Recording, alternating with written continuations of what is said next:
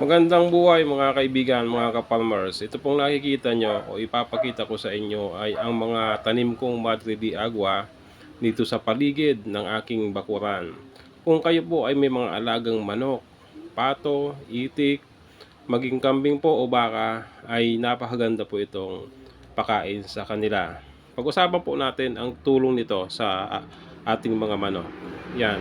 Ang Madre de Agua po mga kapatid, ito nga kinukuha kong ito o ipinapakita ko sa inyo at maya-maya ay makikita nyo kung paano ko siya piniprepare at ipinapakain sa aking mga alagang manok. Ito po ay napakayaman sa protina na may 18.21% na protein at maging ang mga mineral, calcium, potassium, magnesium at iba pa ay nandito din yan sa nasabing Madre de Agua. Vitamina, yan, kumpletong-kumpleto po ito. Kaya napakaganda pong pakain ito sa ating mga alagang manok o anumang hayop na tumutuka. Gaya nga ng nasabi ko, yung pato, itik, maging ang kambing o baka ay pwede po itong pakain. Yan po. Ito pong nakikita nyo ay mga bagong tanim ko po yan. Tinatadtad ko po o nakapalibot po yan sa aking mga o sa aming bakuran yan. Mapapansin nyo po ang gaganda po ng tubo nila. Mga kapatid, bigyan ko din kayo ng tip kung paano ito pinapalago. Yan po kasi ang gustong location ng Madre de Agua ay yung mamasa-masang lupa. Ibig sabihin po, yung mataas ang moisture niya. Ayaw niya po ng dry ang lupa. Gusto niya yung hangga't maaari nga yung medyo may tubig na lupa. Yan. Yan ang gustong-gusto pong pagtanman o gustong-gustong mabuhay ang Madre de Agua. Yan. Nakapalibot po ito sa aking mga bakuran. Ito mga bagong tanim ko po yan. Pero ang lalago niya po niya o ang lalaki ng dahon niya.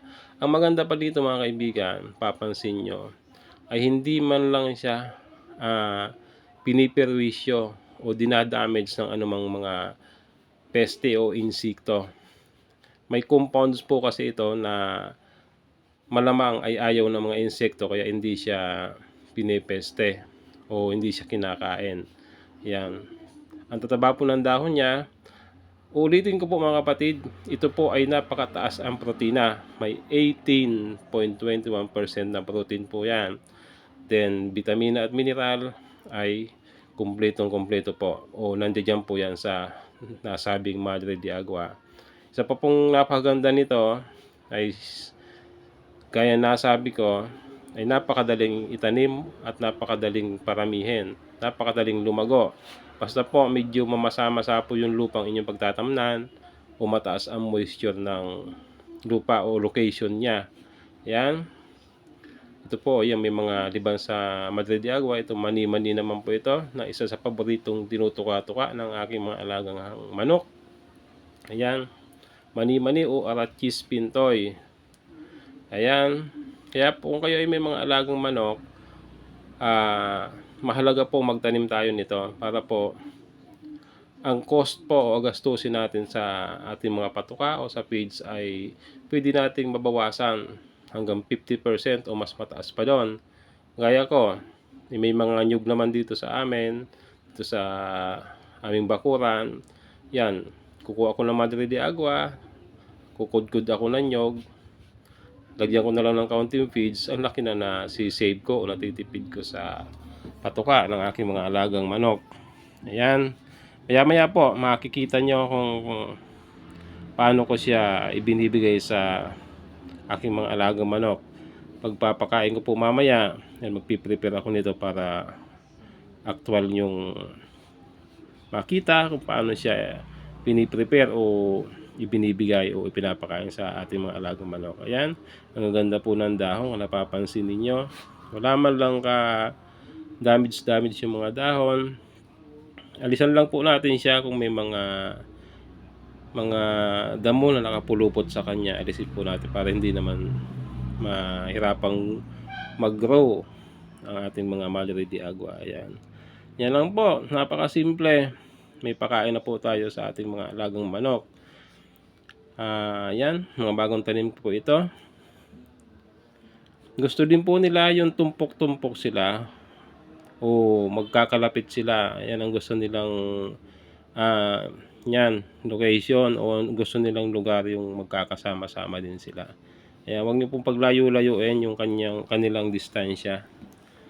Mga 2 roller o 24 inches po ang distansya.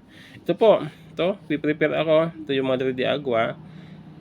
Chop lang po natin ng pino. Chop lang po natin ng maliliit. Dahil wala naman pong ngipin ang manok, para po hindi naman sila mahirapang tukain ito. Ayan. Mas pino po, mas maganda. Ayan. Chop-chop lang po natin yan. Then ito, kayod tayo ng nyug para makatipid tayo sa patuka. Then ito, kaunting feeds. Yan, pagsama-samahin na po natin yan. Yan, di ba? Ang laki ng natitipid natin sa ating pakain o sa cost ng ating pakain sa ating mga alagang manok. Yan po ang kahalagahan o kagandahan na may mga tanim tayong mga halaman na pwede natin gawing alternative feeds o gawing patuka sa ating mga alagang manok o anumang hayop. Kaya na sabi ko, itik, pato, ayan, maging ang kambing o baka, pwede po itong ipakain sa kanila. Ito, yan, papakain ko na po sa aking mga alagang manok. Gusto po nila yan. Yan, pag-aagawan po nila yan. Okay. Sana po ay nakapagbigay na naman ako sa inyo ng kaunting tip kung paano po makatipid sa ating mga gastusin sa pagmamanukan. Ayan. Napakaganda pong pagmasdan sila kasi sasalubungin ka na po nila pag magbibigay ka na sa kanila ng pagkain. Ayan. Yan po ang aking mga alaga. Ito po ay Rhode Island Red. Then may mga native chicken din po yan. Yan. Pero mas marami po ang heritage chicken yan o yung Rhode Island Red. Ayan. Happy farming mga kapatid.